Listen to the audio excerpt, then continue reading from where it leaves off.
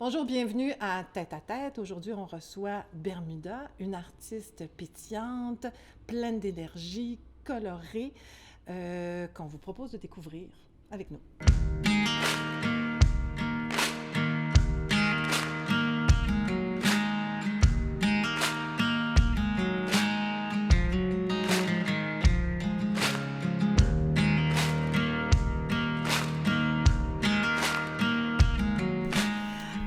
Bonjour. Allô? Ça va bien? Ça va bien, toi? Bienvenue dans mon alcôve. Oui. Donc, c'est beau chez vous? Oui, c'est beau, hein? Oui. Bien Donc, décoré. dans cette alcôve, Bermuda ou Dominique? Bermuda-Dominique? Dominique, ça Comme peut être tu un veux. petit peu compliqué. Oui. OK. Bermuda Bermuda pour l'ambiance. Bon, Ouais. pourquoi Bermuda? Parce que je sais que c'est écrit sur ta bio, là, sur ton site Internet, mais les gens ne lisent plus. C'est Qu'est-ce que tu veux vrai. que je te dise? Ah. Fait que dis-nous donc ça de vive voix. Bermuda, parce que je suis née aux Bermudes. Et ensuite, j'ai grandi en Irlande et je suis arrivée au Québec sur le tard, comme on dit, à 13 ans.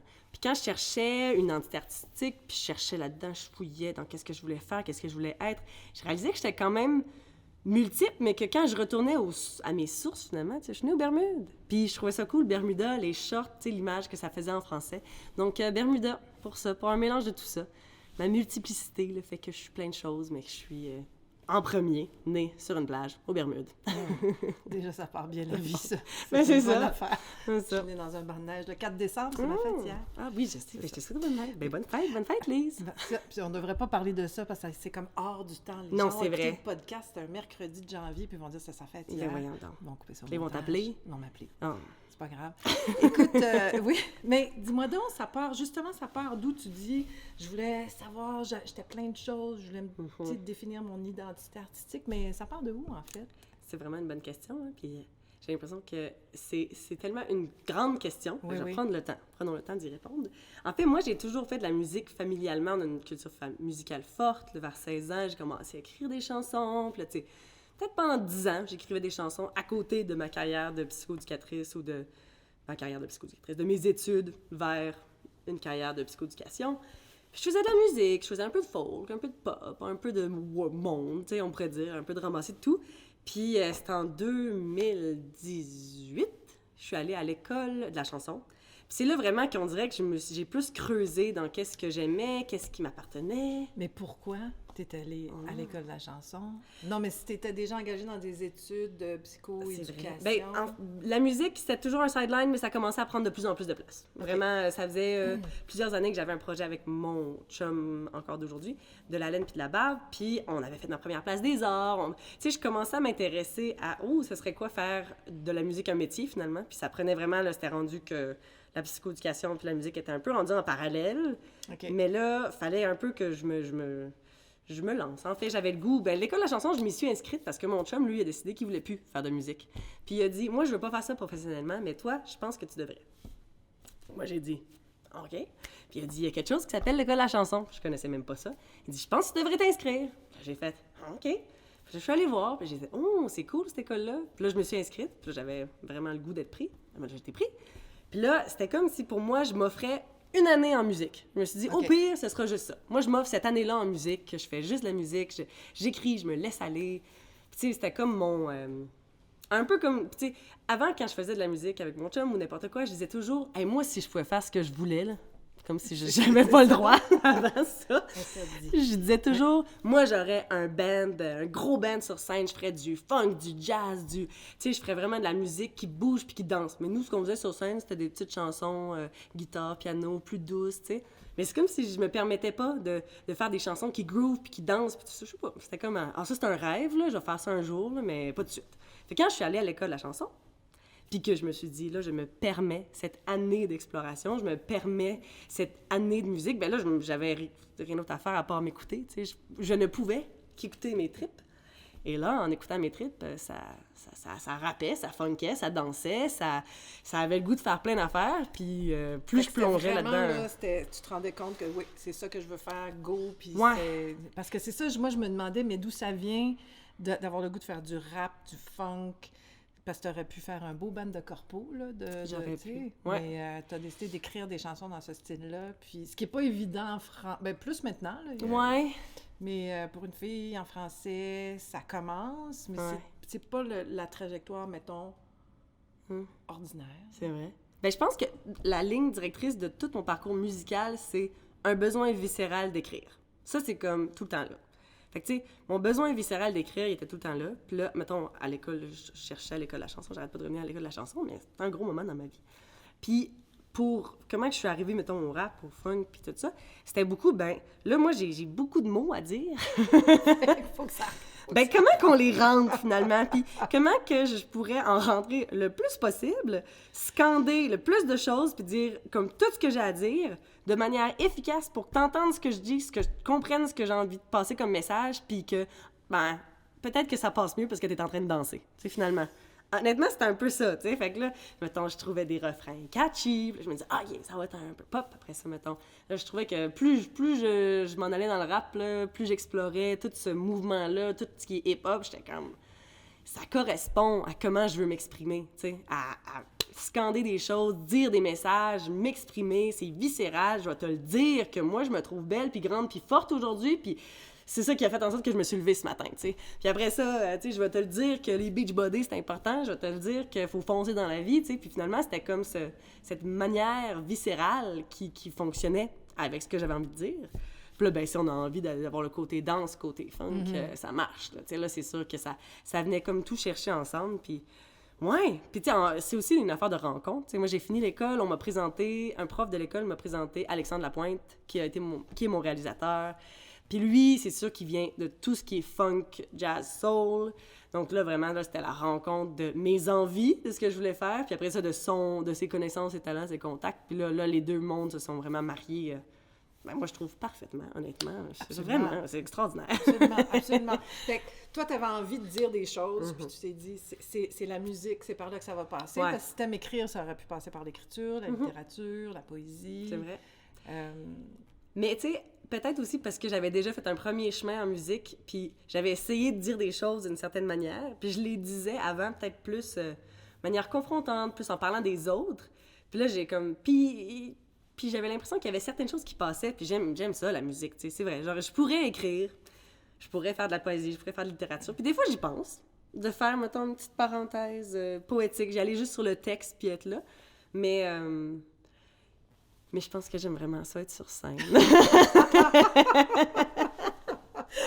Puis être sur scène, puis tout...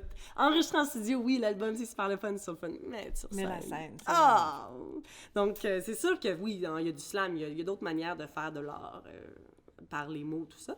Mais non, moi, ça revient tout le temps à la musique, pareil, puis je pense que quand j'ai trouvé qu'en comptant mes histoires, ça allait chercher finalement plus les gens quand je racontais les histoires des autres, puis que je pouvais être sur une scène puis crier puis que les gens allaient m'applaudir à la fin. C'est assez hot! C'est le bonus. C'est pas pire! Puis écrire pour d'autres. Je commence à le faire. J'ai écrit quelques chansons avec King Melrose. Ah oui, Ça marche bien. Ça marche très Ouais, bien. ça marche bien. Ouais, c'est très le fun. Ouais. Là, en fait, j'ai écrit récemment avec Bougat, avec un autre artiste qui s'appelle La Nuit. Donc, je commence à explorer plus ça. Je te dirais que je suis née la journée de la pandémie. Tu sais, le 13 mars, c'est là que Bermuda arrivait publiquement. Donc, au niveau des collaborations, ça a été médium saignant de ce côté-là pendant la pandémie. Tu sais, il faut faire des rencontres, il faut faire des collabos. Ouais. Mais là, c'est ça, là, je suis là-dedans. J'écris pour d'autres, j'écris avec d'autres. Je fais faire des remixes aussi de l'album qui vont sortir en février-mars. Donc, c'est le fun là, d'être avec d'autres gens puis de juste comme jouer finalement, parce que c'est ça la musique aussi. Oui, c'est des collaborations, des rencontres. Des rencontres. Sur un, pas un tout autre sujet, mais quand même, des jeunes mamans. Oui, j'ai fait ça, moi. Oui, justement, en début de carrière. Tiens, on va tout créer en même temps. Ben, tu sais, on pense pas à ça comme ça. Je me suis pas dit je vais tout créer en même temps, même si c'est exactement ça qui s'est passé. Je suis tombée enceinte la semaine qu'on était en studio pour l'album. Ah, c'est beau. Mais en fait, je sais pas, tu sais, je pense que je suis arrivée à la musique un peu plus tard que d'autres personnes peuvent y arriver. J'ai commencé ma carrière, j'avais 27-28 ans. À un moment donné, avec mon chum, on voulait des bébés. Fait que, tu sais, c'est sûr que ça arrive tout en même temps, puis que c'est dur. de s'attacher à d'autres exemples. Je trouve que les femmes qui ont des bébés en musique, souvent ils prennent un break. S'ils sont là, on cache les bébés. Fait que je sais pas vraiment c'est quoi la réalité des autres mamans. J'aimerais ça le savoir. Puis à la limite, je pense que je vais en parler un peu plus que je pensais finalement, juste parce que moi, je trouve qu'il me manquait un peu d'exemples. Mais ouais, moi, je pensais que ça allait prendre 2 ans à tomber enceinte. Ça a pas pris 2 ans. Ça a pris comme une seconde d'écart. Fait que là, ça a comme fait que là, c'est vraiment arrivé en même temps. Mais comment tu trouves? Est-ce que ça se passe bien? C'est déchirant? C'est facile? C'est pas facile? Faut que tu gères tout ça? Tout ça! Tout ça! Toutes ces réponses en même temps. C'est une grossesse plus difficile que je pensais. Fait que dès ce moment-là, je trouvais ça déjà dur de faire les deux en même temps. C'est décaler un lancement d'album une première fois parce que finalement, ça tombe en même temps qu'un accouchement. Le décaler une deuxième fois pour des belles raisons, mais faire aussi en sorte que là, je me ramasse à sortir un album. Mon bébé vient de commencer à la garderie. Je suis malade tout le temps. Tu sais, c'est comme, waouh, c'est tellement un monde, là, toute la maternité. Mon corps qui change à travers tout ça. Essayer de continuer de chanter de la même manière, mais là, mon corps, il fait toutes sortes de changements aussi. Faire une fluctuation de poids extraordinaire puis essayer de faire des costumes là-dedans de scène, c'est fou, là. Donc, c'est beaucoup de choses. Ça se passe très bien quand même. Je ne changerai pas mon parcours du tout, malgré tout, hein, c'est drôle à dire. Puis c'est beau, pareil. Elle m'amène une autre profondeur, je pense aussi, à ma musique. Ça serait le fun qu'en musique, comme ou en musique, en art, comme partout dans beaucoup de milieux de travail, là, on a du support peut-être pour ça. Oui, on en parle plutôt, hein? Ouais. On en parle beaucoup. On va dire, on va mettre des mesures, mais moi, j'ai pas accès, on dirait, à ces mesures-là. Tu sais, j'essaie d'aller chercher de l'aide, j'essaie d'aller chercher de l'assistance, mais c'est dur. Je trouve que là, on parle de ça, là, on y va, là. Oui, les politiques! Oui, on y va. Les politiques veulent l'égalité, mais c'est pas égalitaire pour les hommes et les femmes en musique. C'est ça. C'est pas égalitaire. Moi, j'ai vécu beaucoup plus de défis que mes compatriotes hommes et ceux qui sont papas aussi, là, s'ils n'ont pas vécu les mêmes défis, juste si on pense au cycle hormonal, je veux dire, ils n'en ont pas, là, tu sais, fait que déjà ça, puis après ça, ben moi, j'ai porté la vie, et je l'ai accouché, il fallait bien que je me repose, puis en même temps, on va me dire des choses du genre, ah ouais, un bébé en début de carrière, ah, c'est une bonne idée, ah ben, non, mais il y en a de l'argent, parfait, je peux-tu avoir l'argent, s'il vous plaît? Ah, t'as peur! Silence radio, on le sait pas, fait que tu sais, c'est ça qui est tough. C'est beaucoup de... C'est que c'est un défi ajouté. Je sais qu'on l'a choisi. On est 2 là-dedans. Mon chum est extraordinaire. Il a suivi pendant un bout. C'est lui qui a pris le congé parental. Il a fait tout pour que moi, je puisse continuer ma carrière. Mais, veux pas, c'est ça. C'est une carrière physique, la musique. Puis ça fait qu'il y a des impacts physiques d'avoir un bébé. Donc, il y a ça. Après ça, c'est une carrière sexiste, la musique, où on valorise beaucoup, tu sais, Tu sais, je veux dire, c'est dur pour moi de produire aussi rapidement que mes collègues qui n'ont pas d'enfants à coucher ou d'enfants qui fait de la fièvre depuis 4 jours. Tu sais, donc, il y a ça aussi. Fait que moi, la vitesse du milieu en ce moment est épeurante quand même. Mais là, je trouve que j'arrive, j'ai la tête en dehors de l'eau, là, pour la première fois depuis 1 an et demi, je pense. Ça va bien aller. C'est correct. Puis, OK, mais si tu avais eu à faire autre chose dans la vie, ça aurait été quoi? Ben, moi, la carrière en psychoéducation, c'est pas une carrière que je voulais pas. C'est pas un plan B. C'est un plan A.1 puis un A.2, mes affaires. Là. Okay. Fait que moi, la journée que j'ai plus le privilège de faire de la musique, ça sera pas la fin du monde. J'ai une carrière que j'adore aussi, à côté qui m'attend. J'aime ça aider les gens, j'aime ça. Tu sais, psychoéducatrice, ça peut être auprès des enfants, des adultes, des mamans. Mais est-ce que tu te mets... Est-ce que tu te mets tu me dis, bon, ben là, je me donne 2 ans, 5 ans, je me donne 6 ans. Et qu'on est pareil. Je peux te le dire, ça marche pas. Non? Non, parce que moi, j'ai tout fait ça aussi, mais non, ça marche jamais. Tu t'arrives au bout de l'année, tu fais que, bon, je vais essayer encore 1 an. Ben, c'est ça. Ben, moi, j'ai commencé... Disons, j'ai fini l'école de la chanson, puis, tu sais, je t'avais dit, je m'offrais 1 an. Moi, j'étais comme... 1 année, après ça, je retournais être psychoède, je ferais ça sur le côté, mais au moins, je saurais comment faire. Je sais pas, qu'est-ce que je me disais que j'allais pas aimer ça. C'était sûr que j'allais adorer ça, puis que j'allais vouloir faire ça. Donc, moi, j'ai fini. Là, je me suis dit, je me donne 2 ans. Si, dans 2 ans, j'ai proposé Bermuda à la planète et la réponse c'est non, retourne chez vous, c'est pas intéressant. Puis que c'est aussi difficile que quand, mettons, j'avais mon premier projet, puis que tu sais, ça répondait moyen, ben, c'est bon, je l'aurais essayé, je serais allée au bout de ça. Mais ça a pas fait ça. Ce qui est arrivé, c'est que ça a super bien répondu. Et, tu sais, je veux dire, j'ai fait un EP en pandémie qui a plus de 200 000 écoutes. Puis, tu sais, je veux dire, c'est super, tu sais, je faisais même pas de show, puis ma tune a passé dans les radios. Après ça, super, ça nous permet de faire un album. Après ça, vous êtes arrivés, bam! Après ça, l'équipe a grossi. Je veux dire, c'est que du beau. Donc, moi, le 2 ans, il est passé, puis maintenant, je continue ça jusqu'à ce que je veuille tourner avec un orchestre, puis que ça marche plus, parce qu'on a plus de cash, c'est ça. On va passer aux questions en rafale. Alors, Bermude, Irlande ou Québec, si tu avais à te fixer quelque part? Bermude! Bermude, hein? Je Je me disais bien. Ton premier job, c'était quoi? Premier job, monitrice de 15 jours. Ça te va bien, ça? Quand C'est même, dans ton caractère, ça. Créer seul ou en collaboration avec d'autres artistes? Collaboration, hein? Je pense que... OK, moi, une question que j'aime beaucoup. Le lieu de tes rêves pour présenter un spectacle. Oh mon Dieu, t'as peu. Maintenant, si on pense Québec, honnêtement, les plaines, ça serait pas pire, là, Oui. le lieu de mes rêves. Mais il faut qu'il y ait du monde, il faut qu'il y ait une occasion spéciale, je veux dire. Non, juste tout seul, c'est plaine. C'est pas... Ouvre mon micro. Beach body.